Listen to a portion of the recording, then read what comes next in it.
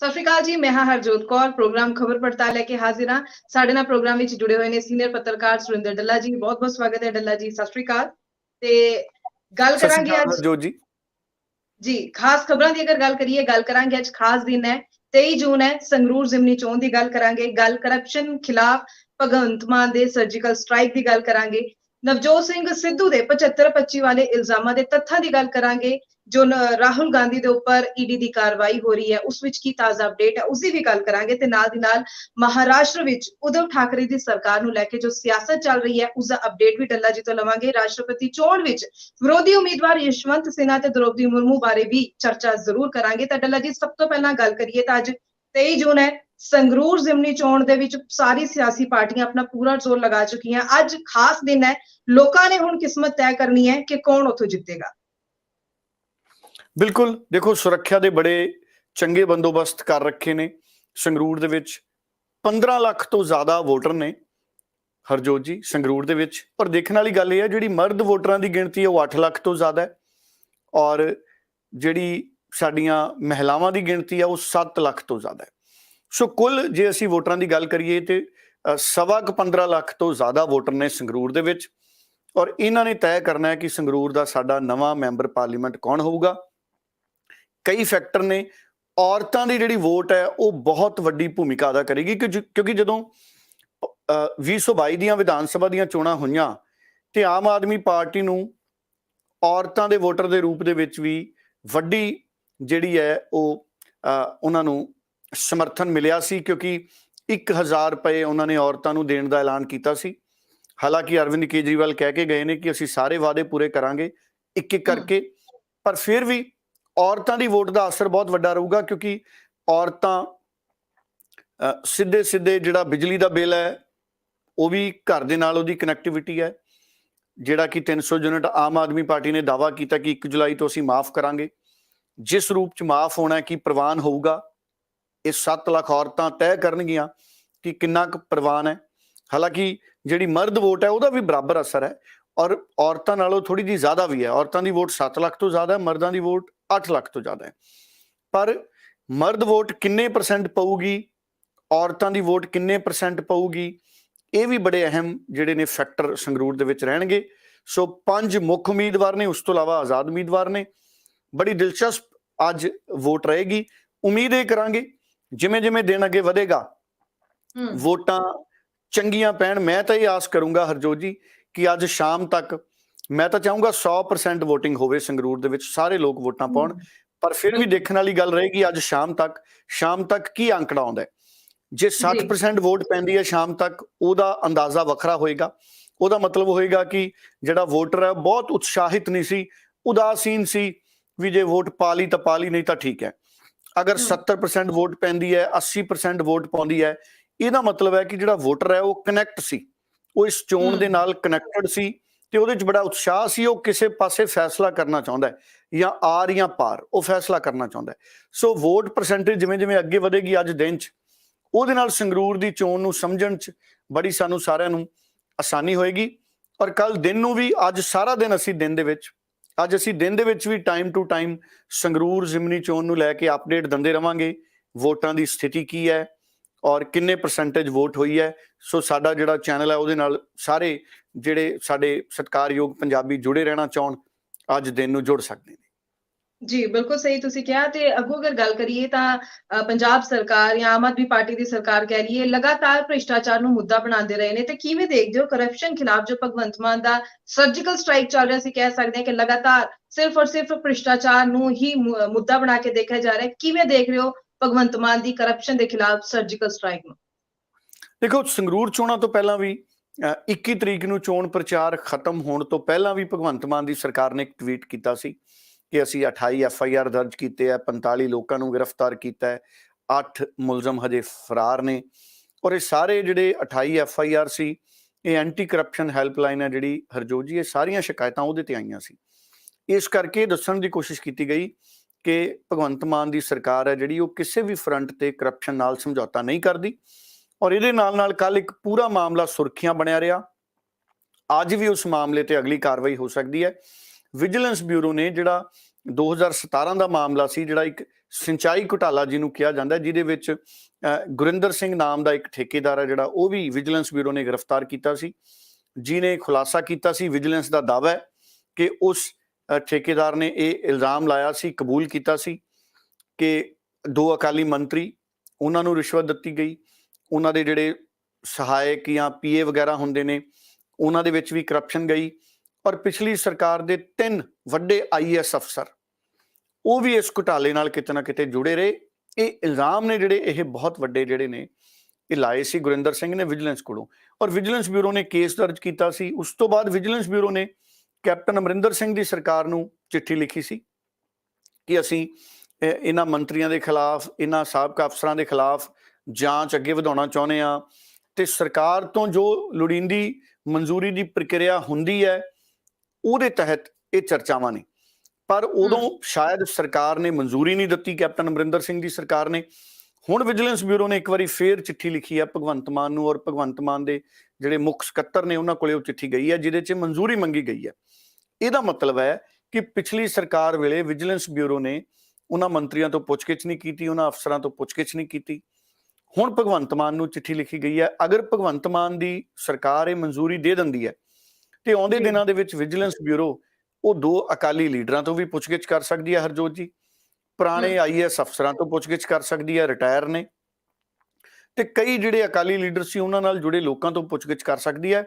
ਕਰੋੜਾਂ ਰੁਪਏ ਦਾ ਇਹ ਸਿੰਚਾਈ ਘੁਟਾਲਾ ਦੱਸਿਆ ਜਾਂਦਾ ਹੈ। ਹੁਣ ਜਿਹੜਾ ਤੁਸੀਂ ਸ਼ੁਰੂ 'ਚ ਕਿਹਾ ਸੀ ਕਿ ਅਸੀਂ ਗੱਲ ਕਰਾਂਗੇ ਨਵਜੋਤ ਸਿੰਘ ਸਿੱਧੂ ਦੇ 75-25 ਦੇ ਮਾਮਲੇ ਦੇ ਤੱਥ ਉਜਾਗਰ ਹੋ ਰਹੇ ਨੇ, ਉਹ ਇਹੀ ਗੱਲ ਹੈ। ਦੇਖੋ, ਨਵਜੋਤ ਸਿੰਘ ਸਿੱਧੂ ਇਹੀ ਕਹਿੰਦਾ ਰਿਹਾ 5 ਸਾਲ ਕੈਪਟਨ ਅਮਰਿੰਦਰ ਸਿੰਘ ਨੂੰ ਕਿ ਕਰਪਸ਼ਨ ਦੇ ਖਿਲਾਫ ਲੜੋ, ਜਿਹੜੇ ਕਰਪਸ਼ਨ ਦੇ ਮਾਮਲੇ ਨੇ ਉਹ ਖਤਮ ਕਰੋ, ਕਰਪਸ਼ਨ ਖਤਮ ਕਰੋ। ਔਰ ਹੁਣ ਗੱਲਾਂ ਇਹ ਸਾਹਮਣੇ ਆ ਰਹੀਆਂ ਨੇ ਕਿ ਅਗਰ ਵਿਜੀਲੈਂਸ ਬਿਊਰੋ ਜਾਂਚ ਕਰਨਾ ਚਾਹੁੰਦਾ ਸੀ ਮੰਤਰੀਆਂ ਤੇ ਅਫਸਰਾਂ ਦੇ ਖਿਲਾਫ, ਉਹਨਾਂ ਨੂੰ ਕਿਹਨੇ ਰੋਕਿਆ? ਮਨਜ਼ੂਰੀ ਤਾਂ ਸਰਕਾਰ ਨੇ ਦੇਣੀ ਸੀ। ਇਹਦਾ ਮਤਲਬ ਹੈ, ਇਹ ਮੰਨਿਆ ਜਾਏਗਾ ਹਰਜੋਤ ਜੀ, ਕਿ ਕੈਪਟਨ ਅਮਰਿੰਦਰ ਸਿੰਘ ਨੇ ਹਰੀ ਝੰਡੀ ਨਹੀਂ ਦਿੱਤੀ ਵਿਜੀਲੈਂਸ ਬਿਊਰੋ ਨੂੰ। ਵਿਜੀਲੈਂਸ ਬਿਊਰੋ ਦੀ ਆਪਣੀ ਜਿਹੜੀ ਹੈ ਮਰਜ਼ੀ ਨਹੀਂ ਹੋ ਸਕਦੀ। ਤੁਸੀਂ ਦੇਖੋ, ਕੈਪਟਨ ਅਮਰਿੰਦਰ ਦੇ ਸਿਟੀ ਸੈਂਟਰ ਦੇ ਮਾਮਲਿਆਂ ਦੇ ਵਿੱਚ ਵਿਜੀਲੈਂਸ ਬਿਊਰੋ ਐਕਟਿਵ ਰਹੀ। ਕੈਪਟਨ ਅਮਰਿੰਦਰ ਸਿੰਘ ਨੂੰ ਸਿਟੀ ਸੈਂਟਰ ਘੁਟਾਲੇ 'ਚ ਵਿਜੀਲੈਂਸ ਬਿਊਰੋ ਕਲੀਨ ਚਿੱਟ ਵੀ ਦੇਗੀ, ਜਿਹਨੂੰ ਕਹਿੰਦੇ ਆ ਚਿੱਟੀ ਚਿੱਟ ਵੀ ਕਹਿੰਦੇ ਅੱਜ ਕੱਲ੍ਹ ਪਿੰਡਾਂ ਵਾਲੇ ਸਾਡੇ। ਕਲੀਨ ਚਿੱਟ ਦੇਤੀ ਕੈਪਟਨ ਅਮਰਿੰਦਰ ਨੂੰ ਵਿਜੀਲੈਂਸ ਬਿਊਰੋ ਨੇ। ਤੇ ਵਿਜੀਲੈਂਸ ਬਿਊਰੋ ਸੱਚਾਈ ਘੁਟਾਲੇ ਦੀ ਜਾਂਚ ਕਿਉਂ ਨਹੀਂ ਸੀ ਕਰ ਸਕਦਾ? ਜਿਹੜਾ ਕੈਪਟਨ ਅਮਰਿੰਦਰ ਤੇ ਮਾਮਲਾ ਦਰਜ ਹੋਇਆ ਸੀ ਉਹਦੇ ਤੇ ਕਲੀਨ ਚਿੱਟ, ਤੇ ਜਿਹੜੀ ਪੁੱਛਗਿੱਛ ਹੋਣੀ ਸੀ ਅਕਾਲੀ ਮੰਤਰੀਆਂ ਤੋਂ, ਸਾਬਕਾ ਅਫਸਰਾਂ ਤੋਂ, ਉਹਦੇ ਤੇ ਚੁੱਪ ਵਿਜੀਲੈਂਸ ਬਿਊਰੋ ਦੀ। ਇਹਦਾ ਮਤਲਬ ਹੈ ਵਿਜੀਲੈਂਸ ਬਿਊਰੋ ਨੂੰ ਮਨਜ਼ੂਰੀ ਨਹੀਂ ਦਿੱਤੀ ਪਿਛਲੀ ਸਰਕਾਰ ਨੇ। ਉਹੀ ਨਵਜੋਤ ਸਿੰਘ ਸਿੱਧੂ ਕਹਿੰਦਾ ਸੀ ਕਿ 75-25 ਕੀ ਹੈ? 75-25 ਇਹੀ ਹੈ ਕਿ ਸਹਿਮਤੀ ਦੇ ਨਾਲ ਚੱਲ ਰਹੇ ਨੇ, ਕਿ ਜਿਵੇਂ ਕਾਂਗਰਸ ਦੇ ਲੀਡਰ ਕਹਿੰਦੇ ਸੀ ਸ਼ਰੇਆਮ ਕਿ ਚੱਲਦੀ ਤਾਂ ਅਕਾਲੀ ਦਲ ਦੀ ਹੈ, ਪੁਲਿਸ ਅਫਸਰ ਅਕਾਲੀ ਦਲ ਦੀ ਗੱਲ ਜ਼ਿਆਦਾ ਸੁਣਦੇ ਨੇ। ਇਹ ਵੀ ਗੱਲਾਂ ਚੱਲੀਆਂ। ਇਹਦਾ ਮਤਲਬ ਹੈ ਕੈਪਟਨ ਅਮਰਿੰਦਰ ਸਿੰਘ ਤੇ ਵੀ ਸਵਾਲ ਖੜੇ ਹੁੰਦੇ ਨੇ ਕਿ ਕੈਪਟਨ ਅਮਰਿੰਦਰ ਸਿੰਘ ਨੇ ਵਿਜੀਲੈਂਸ ਬਿਊਰੋ ਨੂੰ ਕਿਉਂ ਨਹੀਂ ਕਾਰਵਾਈ ਕਰਨ ਦਿੱਤੀ ਇਹਨਾਂ ਮੰਤਰੀਆਂ ਤੇ, ਸਾਬਕਾ ਤੇ, ਇਹਨਾਂ ਅਫਸਰਾਂ ਤੇ। 2017 ਦਾ ਮਾਮਲਾ ਹੈ। ਕੈਪਟਨ ਅਮਰਿੰਦਰ ਸਿੰਘ ਆਪਣੀ 5 ਸਾਲ ਦੀ 4.5 ਸਾਲ ਦੀ ਸੱਤਾ ਭੋਗ ਕੇ ਵੀ ਚਲੇ ਗਏ। ਔਰ ਨਵਜੋਤ ਸਿੰਘ ਸਿੱਧੂ ਦੇ ਉਹਨਾਂ ਇਲਜ਼ਾਮਾਂ ਨੂੰ ਬਾਰ-ਬਾਰ ਯਾਦ ਕੀਤਾ ਜਾਂਦਾ ਹੈ ਕਿ ਨਵਜੋਤ ਸਿੰਘ ਸਿੱਧੂ ਸੱਚਾ ਰੋਂਦਾ ਸੀ ਕਿ ਪਿਛਲੇ 5 ਸਾਲ ਕਾਂਗਰਸ ਦੀ ਸਰਕਾਰ 'ਚ ਮਾਫੀਆ ਚੱਲਦਾ ਰਿਹਾ। ਔਰ ਜਿੱਦਣ ਰਾਜਾ ਵੜਿੰਗ ਨੇ ਸਹੁੰ ਚੱਕਣੀ ਸੀ, ਉਸ ਦਿਨ ਵੀ ਨਵਜੋਤ ਸਿੰਘ ਸਿੱਧੂ ਨੇ ਡਟ ਕੇ ਕਿਹਾ ਸੀ ਕਿ ਮੈਂ ਅੱਜ ਵੀ ਉੱਥੇ ਉਸ ਗੱਲ ਤੇ ਖੜਾ ਕਿ ਪਿਛਲੇ ਕੈਪਟਨ ਅਮਰਿੰਦਰ ਸਿੰਘ ਦੇ 5 ਸਾਲ ਔਰ ਚਰਨਜੀਤ ਚੰਨੀ ਦੇ ਸਮੇਂ 'ਚ ਮਾਫੀਆ ਰਾਜ ਰਿਹਾ, ਇਸ ਕਰਕੇ ਕਾਂਗਰਸ ਆ ਰਹੀ ਹੈ। ਔਰ ਸਾਰੇ ਕਾਂਗਰਸ ਦੇ ਲੀਡਰ ਹਾਰ ਪਿੱਛੇ ਨਵਜੋਤ ਸਿੰਘ ਸਿੱਧੂ ਨੂੰ ਆਪਸੀ ਫੁੱਟ ਨੂੰ ਜ਼ਿੰਮੇਦਾਰ ਠਹਿਰਾ ਰਹੇ ਸੀ। ਔਰ ਰਾਜਾ ਵੜਿੰਗ ਵਰਗੇ ਲੀਡਰ, ਹਰੀਸ਼ ਚੌਧਰੀ ਵਰਗੇ ਲੀਡਰ ਤਾਂ ਚਿੱਠੀ ਲਿਖਦੇ ਸੀ ਕਾਂਗਰਸ ਦੀ ਹਾਈ ਕਮਾਂਡ ਨੂੰ। ਤੇ ਹੁਣ ਜਦੋਂ ਇਹਨਾਂ ਦੇ ਮੰਤਰੀਆਂ ਦੇ ਨਾਮ ਆ ਰਹੇ ਨੇ, ਹੁਣ ਜਦੋਂ ਜਾਂਚ ਹੋ ਰਹੀ ਹੈ, ਹੁਣ ਜਦੋਂ ਸਾਧੂ ਸਿੰਘ ਧਰਮਸੋਤ ਨੂੰ ਗ੍ਰਿਫਤਾਰ ਕਰ ਲਿਆ, ਹੁਣ ਜਦੋਂ ਜਿਹੜੇ ਇਹਨਾਂ ਦੇ ਭੋਆ ਵਾਲੇ ਐਮਐਲਏ ਨੇ ਉਹਨਾਂ ਨੂੰ ਗ੍ਰਿਫਤਾਰ ਕਰ ਲਿਆ, ਜੋਗਿੰਦਰਪਾਲ ਭੋਆ ਜੀ, ਤੇ ਹੁਣ ਨਵਜੋਤ ਸਿੰਘ ਸਿੱਧੂ ਦੀਆਂ ਉਹ ਗੱਲਾਂ ਨੇ ਜਿਹੜੀਆਂ ਉਹ ਲੋਕਾਂ ਦੇ ਵਿੱਚ ਖੂਬ ਚਰਚਾ 'ਚ ਹੋ ਰਹੀਆਂ ਨੇ। ਮੈਂ ਕੱਲ ਹਰਜੋਤ ਜੀ ਇੱਕ ਪਿੰਡ ਦੇ ਵਿੱਚੋਂ ਆ ਰਿਹਾ ਸੀ, ਰਸਤੇ 'ਚ ਇੱਕ ਮੈਂ ਢਾਬੇ ਤੇ ਚਾਹ ਪੀਣ ਰੁਕ ਗਿਆ। ਤੇ ਤੁਸੀਂ ਦੇਖੋ ਕਿ ਮੈਂ ਨਵਜੋਤ ਸਿੰਘ ਸਿੱਧੂ ਦਾ ਜ਼ਿਕਰ ਨਹੀਂ ਸੀ ਕੀਤਾ, ਮੈਂ ਤੇ ਮੇਰਾ ਇੱਕ ਸਾਥੀ ਸੀ ਨਾਲ, ਅਸੀਂ ਢਾਬੇ ਤੇ ਚਾਹ ਪੀ ਰਹੇ ਸੀ। ਉੱਥੇ ਲੋਕ ਆਪ ਮੁਹਾਰੇ ਗੱਲਾਂ ਕਰ ਰਹੇ ਸੀ ਕਿ ਨਵਜੋਤ ਸਿੰਘ ਸਿੱਧੂ, ਉਹਨਾਂ ਦੇ ਸ਼ਬਦ ਸੀ ਵੀ ਸਿੱਧੂ ਸੱਚਾ ਰੋਂਦਾ ਸੀ। ਤੁਸੀਂ ਦੇਖੋ ਰੋਜ਼ ਹੀ ਨਵੇਂ-ਨਵੇਂ ਇਲਜ਼ਾਮ ਆ ਰਹੇ ਨੇ। ਉਹਨਾਂ ਦੇ ਹੱਥ 'ਚ ਅਖਬਾਰ ਫੜੇ ਹੋਏ ਸੀ ਪੰਜਾਬੀ ਦੇ, ਜਿਹਦੇ ਚ ਖਬਰਾਂ ਲੱਗੀਆਂ ਸੀ ਵੀ ਆਹ ਦੇਖੋ ਮੰਤਰੀਆਂ ਦੇ ਨਾਂ ਆ ਗਏ ਜੀ, ਅਫਸਰਾਂ ਦੇ ਨਾਂ ਆ ਗਏ ਜੀ। ਔਰ ਲੰਘੇ ਕੱਲ ਦੇ ਜਿਹੜੇ ਅਖਬਾਰ ਸੀ, ਜੀ ਲੰਘੇ ਕੱਲ ਦੇ ਅਖਬਾਰਾਂ ਦੇ ਵਿੱਚ ਕਰਪਸ਼ਨ ਦੀਆਂ ਖਬਰਾਂ ਸੁਰਖੀਆਂ ਸੀ, ਦੇਖੋ। ਜੀ ਸੋ ਉਹ ਸਿੱਧੂ ਉਹਦੇ ਖਿਲਾਫ ਹੀ ਲੜਾਈ ਲੜਦਾ ਰਿਹਾ। ਠੀਕ ਹੈ, ਨਵਜੋਤ ਸਿੰਘ ਸਿੱਧੂ ਜੇਲ੍ਹ 'ਚ ਨੇ, 1 ਮਹੀਨਾ 2-3 ਦਿਨ ਹੋ ਗਏ ਨੇ ਉਹਨਾਂ ਨੂੰ ਜੇਲ੍ਹ 'ਚ, ਪਰ ਜਦੋਂ ਨਵਜੋਤ ਸਿੰਘ ਸਿੱਧੂ ਵਾਪਸ ਆਊਗਾ ਉਦੋਂ ਡਟ ਕੇ ਨਵਜੋਤ ਸਿੰਘ ਸਿੱਧੂ ਮੈਨੂੰ ਲੱਗਦਾ ਇਹ ਗੱਲ ਕਰਨਗੇ ਕਿ ਮੈਂ ਜਿਹੜੀਆਂ ਗੱਲਾਂ ਕਰਕੇ ਗਿਆ ਸੀ ਸੱਚੀਆਂ ਕਰਕੇ ਗਿਆ ਸੀ, ਮੈਂ ਅੱਜ ਵੀ ਉਹਦੇ ਤੇ ਖੜਾ। ਔਰ ਮੈਨੂੰ ਲੱਗਦਾ ਆਉਂਦੇ ਦਿਨਾਂ ਦੇ ਵਿੱਚ ਹੋਰ ਜਿਵੇਂ ਜਿਵੇਂ ਕਰਪਸ਼ਨ ਉਜਾਗਰ ਹੋਣੀ ਹੈ, ਉਵੇਂ ਉਵੇਂ ਜਿਹੜੀ ਇਹ ਗੱਲ ਹੈ ਸਥਾਪਿਤ ਹੁੰਦੀ ਜਾਣੀ ਕਿ ਨਵਜੋਤ ਸਿੰਘ ਸਿੱਧੂ ਦੀ ਲੜਾਈ ਮੁੱਦਿਆਂ ਦੀ ਲੜਾਈ ਸੀ, ਉਹਦੀ ਅਹੁਦਿਆਂ ਦੀ ਲੜਾਈ ਨਹੀਂ ਸੀ। ਜੀ ਜੀ ਔਰ ਹੁਣ ਬਿਲਕੁਲ ਇਹ ਮੈਨੂੰ ਲੱਗਦਾ ਭਗਵੰਤ ਮਾਨ ਔਰ ਅਰਵਿੰਦ ਕੇਜਰੀਵਾਲ ਦੀ ਲੜਾਈ ਕਰਪਸ਼ਨ ਦੇ ਖਿਲਾਫ ਤਾਂ ਹੈ, ਨਰਿੰਦਰ ਮੋਦੀ ਦੀ ਲੜਾਈ ਵੀ ਕਰਪਸ਼ਨ ਦੇ ਖਿਲਾਫ ਤਾਂ ਹੈ। ਪਿਛਲੇ ਸਮਿਆਂ 'ਚ ਨਰਿੰਦਰ ਮੋਦੀ ਨੇ ਵੀ ਕਰਪਸ਼ਨ ਤੇ ਕਾਰਵਾਈ ਕੀਤੀ ਹੈ, ਪਰ ਸਵਾਲ ਇਹ ਹੈ ਕਿ ਸਮੇਂ ਰਹਿੰਦੇ ਕਾਰਵਾਈ ਹੋਣੀ ਚਾਹੀਦੀ ਹੈ। ਹੁਣ ਅਗਰ ਭਗਵੰਤ ਮਾਨ ਮਨਜ਼ੂਰੀ ਦੇ ਦਿੰਦੇ ਨੇ ਹਰਜੋਤ ਜੀ, ਤੇ ਸਾਬਕਾ ਅਕਾਲੀ ਮੰਤਰੀਆਂ ਤੋਂ ਹਿਰਾਸਤ 'ਚ ਪੁੱਛਗਿੱਛ ਹੋਣੀ ਚਾਹੀਦੀ ਹੈ, ਔਰ ਸਾਬਕਾ ਅਫਸਰਾਂ ਤੋਂ ਪੁੱਛਗਿੱਛ ਹੋਣੀ ਚਾਹੀਦੀ ਹੈ, ਔਰ ਕਾਂਗਰਸ ਦੇ ਉਹ ਲੀਡਰ ਜਿਹੜੇ ਐਕਟਿੰਗ ਪ੍ਰਧਾਨ ਬਣਾਏ ਹੋਏ ਨੇ ਭਾਰਤ ਭੂਸ਼ਣ ਆਸ਼ੂ, ਜਿਹੜੇ ਇੱਕ ਵਾਰੀ ਬਿਆਨ ਨਵਜੋਤ ਸਿੰਘ ਸਿੱਧੂ ਦੇ ਖਿਲਾਫ ਦਿੰਦੇ ਸੀ ਕਿ ਨਵਜੋਤ ਸਿੰਘ ਸਿੱਧੂ ਪਾਰਟੀ ਦਾ ਡਿਸਪਲਿਨ ਅਨੁਸ਼ਾਸਨ ਨਹੀਂ ਬਣਾ ਕੇ ਚੱਲਦੇ, ਉਸ ਭਾਰਤ ਭੂਸ਼ਣ ਆਸ਼ੂ ਉਹਨਾਂ ਦੇ ਖਿਲਾਫ ਵੀ ਵਿਜੀਲੈਂਸ ਬਿਊਰੋ ਦੇ ਵਿੱਚ ਸ਼ਿਕਾਇਤ ਦੀ ਜਾਂਚ ਚੱਲ ਰਹੀ ਹੈ, ਤੁਸੀਂ ਦੇਖੋ। ਸੋ ਸਾਰੇ ਟਾਰਗੇਟ ਨਵਜੋਤ ਸਿੰਘ ਸਿੱਧੂ ਨੂੰ ਬਣਾ ਰਹੇ ਸੀ, ਤੇ ਹੁਣ ਸਥਿਤੀਆਂ ਇਹ ਨੇ ਕਿ ਰਾਹੁਲ ਗਾਂਧੀ ਈਡੀ ਦੇ ਗੇੜੇ ਲਾ ਰਿਹਾ ਦਿੱਲੀ ਦੇ ਵਿੱਚ। ਸੋ ਸਥਿਤੀਆਂ ਦੇਖੋ ਤੁਸੀਂ ਕਿਵੇਂ ਬਦਲਦੀਆਂ ਨੇ। ਬਿਲਕੁਲ ਤੁਸੀਂ ਰਾਹੁਲ ਗਾਂਧੀ ਦਾ ਜ਼ਿਕਰ ਕੀਤਾ, ਤਾਂ ਇਸ ਖਬਰ ਤੇ ਵੀ ਅਪਡੇਟ ਜ਼ਰੂਰ ਚਾਹਾਂਗੇ ਕਿ ਕਿਸ ਤਰੀਕੇ ਨਾਲ ਹੁਣ ਦੇਖਿਆ ਜਾ ਸਕਦਾ ਹੈ ਜੋ ਈਡੀ ਦੀ ਕਾਰਵਾਈ ਰਾਹੁਲ ਗਾਂਧੀ ਤੇ ਹੋ ਰਹੀ ਹੈ। ਕਾਂਗਰਸੀ ਲੀਡਰ ਦਿੱਲੀ ਬੁਲਾ ਲਏ ਗਏ ਨੇ, ਤੇ ਕਾਂਗਰਸੀ ਲੀਡਰਾਂ ਵੱਲੋਂ ਜਾਂ ਕਾਂਗਰਸ ਪਾਰਟੀ ਵੱਲੋਂ ਇਲਜ਼ਾਮ ਲਗਾਇਆ ਜਾ ਰਿਹਾ ਹੈ ਕਿ ਬੀਜੇਪੀ ਜਾਣਬੁੱਝ ਕੇ ਜੋ ਹੈ ਇਹ ਸਭ ਕਾਰਵਾਈਆਂ ਕਰਵਾ ਰਹੀ ਹੈ। ਦੇਖੋ ਦੋ ਗੱਲਾਂ ਨੇ, ਜਦੋਂ ਕਾਂਗਰਸ ਦੀ ਸਰਕਾਰ ਸੀ ਡਾਕਟਰ ਮਨਮੋਹਨ ਸਿੰਘ ਦੀ, 10 ਸਾਲ ਡਾਕਟਰ ਮਨਮੋਹਨ ਸਿੰਘ ਸੱਤਾ 'ਚ ਰਹੇ ਨੇ, ਪ੍ਰਧਾਨ ਮੰਤਰੀ ਰਹੇ ਨੇ, ਔਰ ਬੇਹੱਦ ਇਮਾਨਦਾਰ ਔਰ ਬੇਹੱਦ ਨਿਰਪੱਖ ਮੁੱਖ ਮੰਤਰੀ ਰਹੇ ਨੇ, ਪ੍ਰਧਾਨ ਮੰਤਰੀ ਰਹੇ ਨੇ ਡਾਕਟਰ ਮਨਮੋਹਨ ਸਿੰਘ। ਪ੍ਰਕਾਸ਼ ਸਿੰਘ ਬਾਦਲ ਵੀ ਡਾਕਟਰ ਮਨਮੋਹਨ ਸਿੰਘ ਨੂੰ ਮਿਲਣ ਜਾਂਦੇ ਸੀ, ਫੁੱਲਾਂ ਦਾ ਗੁਲਦਸਤਾ ਦੇ ਕੇ ਪੰਜਾਬ ਲਈ ਕੁਝ ਨਾ ਕੁਝ ਲੈ ਆਉਂਦੇ ਸੀ, ਖਾਲੀ ਹੱਥ ਨਹੀਂ ਸੀ ਮੋੜਦੇ ਕਦੀ ਡਾਕਟਰ ਮਨਮੋਹਨ ਸਿੰਘ ਵੀ। ਔਰ ਡਾਕਟਰ ਮਨਮੋਹਨ ਸਿੰਘ ਦੇ ਰਾਜ, ਕਿਉਂਕਿ ਉਹ ਗਠਬੰਧਨ ਦੀ ਸਰਕਾਰ ਸੀ, ਬਹੁਤ ਸਾਰੀਆਂ ਦੂਜੀਆਂ ਪਾਰਟੀਆਂ ਦੇ ਲੀਡਰ ਵੀ ਸੀ, ਉਦੋਂ ਵੀ ਇਲਜ਼ਾਮ ਲੱਗਦੇ ਰਹੇ ਨੇ ਹਰਜੋਤ ਜੀ ਕਿ ਕਾਂਗਰਸ ਦੇ ਮੰਤਰੀ ਸੀਬੀਆਈ ਦਾ ਦੁਰਪ੍ਰਯੋਗ ਕਰਦੇ ਨੇ। ਉਦੋਂ ਬਹੁਤ ਸਾਰੇ ਲੀਡਰ ਨੇ ਜਿਹੜੇ ਉਹ ਇਲਜ਼ਾਮ ਲਾਉਂਦੇ ਰਹੇ ਨੇ। ਉਹਨਾਂ ਦਿਨਾਂ ਦੇ ਵਿੱਚ ਜਿਹੜੀ ਉੱਤਰ ਪ੍ਰਦੇਸ਼ ਦੇ ਵਿੱਚ ਜਿਹੜੀਆਂ ਵਿਰੋਧੀ ਧਿਰਾਂ ਸੀ ਕਾਂਗਰਸ ਦੀਆਂ, ਉਹ ਇਲਜ਼ਾਮ ਲਾਉਂਦੀਆਂ ਰਹੀਆਂ ਸੀ ਵੀ ਸੱਤਾ ਦਾ ਦੁਰਪਯੋਗ ਕਰਦੀ ਹੈ ਕਾਂਗਰਸ।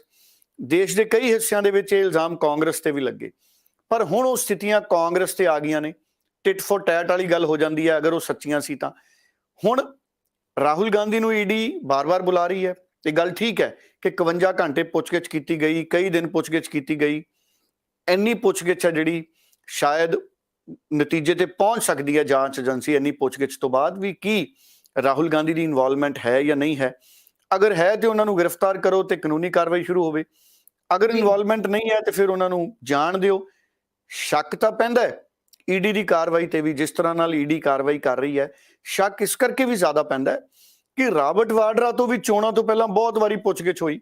ਬੀਬੀ ਪ੍ਰਿੰਕਾ ਗਾਂਧੀ ਕਈ ਵਾਰੀ ਨਾਲ ਜਾਂਦੇ ਸੀ, ਰਾਬਰਟ ਵਾਡਰਾ ਨੂੰ ਛੱਡ ਕੇ ਆਉਂਦੇ ਸੀ। ਤੁਸੀਂ ਦੇਖੋ ਈਡੀ ਦੀ ਕਾਬਲੀਅਤ ਦੇਖੋ ਤੁਸੀਂ ਹਰਜੋਤ ਜੀ। ਸੋ ਈਡੀ ਦੇ ਉੱਤੇ ਵੀ ਮੈਨੂੰ ਲੱਗਦਾ ਹੈ ਸਾਡੀ ਸੁਪਰੀਮ ਕੋਰਟ ਨੂੰ ਕੋਈ ਨਾ ਕੋਈ ਖਾਸ ਤਗਮਾ ਦੇਣਾ ਚਾਹੀਦਾ, ਕੋਈ ਮੈਡਲ ਦੇਣਾ ਚਾਹੀਦਾ ਈਡੀ ਨੂੰ ਵੀ। ਰਾਬਰਟ ਵਾਡਰਾ ਤੇ ਕਿੰਨੇ ਸਾਲ ਦੀ ਜਾਂਚ ਤੋਂ ਬਾਅਦ ਵੀ ਅੱਜ ਤੱਕ ਉਹ ਮਾਮਲਾ ਪਤਾ ਹੀ ਨਹੀਂ ਕਿੱਥੇ ਹੈ। ਕਿੰਨੀ ਵਾਰੀ ਚੋਣਾਂ ਤੋਂ, ਦੇਖੋ ਈਡੀ ਚੋਣਾਂ ਤੋਂ ਪਹਿਲਾਂ ਰਾਬਰਟ ਵਾਡਰਾ ਨੂੰ ਸੱਦਦੀ ਹੈ, ਸਾਰੇ ਚੈਨਲ ਸਾਰੇ ਅਖਬਾਰ ਰਾਬਰਟ ਵਾਡਰਾ ਤੇ ਸ਼ੁਰੂ ਹੋ ਜਾਂਦੇ ਵੀ ਪਤਾ ਨਹੀਂ ਕਿੰਨੀ ਕੁ ਕਰਪਸ਼ਨ ਭਾਈ ਕਰਤੀ ਇਹਨੇ, ਤੇ ਉਹ ਚੋਣਾਂ ਖਤਮ ਤੇ ਈਡੀ ਦੀ ਪੁੱਛਗਿੱਛ ਖਤਮ, ਉਹ ਟਾਵਾਂ ਕਦੀ ਸੱਦ ਲੈਂਦੇ ਨੇ।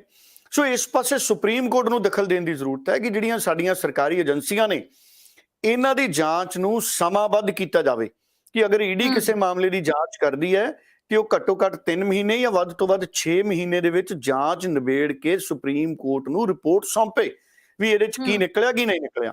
ਹੁਣ ਤੁਸੀਂ ਕੈਪਟਨ ਅਮਰਿੰਦਰ ਦਾ ਮਾਮਲਾ ਦੇਖ ਲਓ, ਕੈਪਟਨ ਅਮਰਿੰਦਰ ਉਹਨਾਂ ਨੂੰ ਈਡੀ ਦੇ ਨੋਟਿਸ ਕਿੰਨੇ ਆਉਂਦੇ ਸੀ, ਕੈਪਟਨ ਅਮਰਿੰਦਰ ਇਹਨਾਂ ਦੇ ਪੁੱਤਰ ਨੂੰ, ਉਹ ਪਤਾ ਹੀ ਨਹੀਂ ਹੁਣ ਕਿੱਧਰ ਚਲੇ ਗਏ,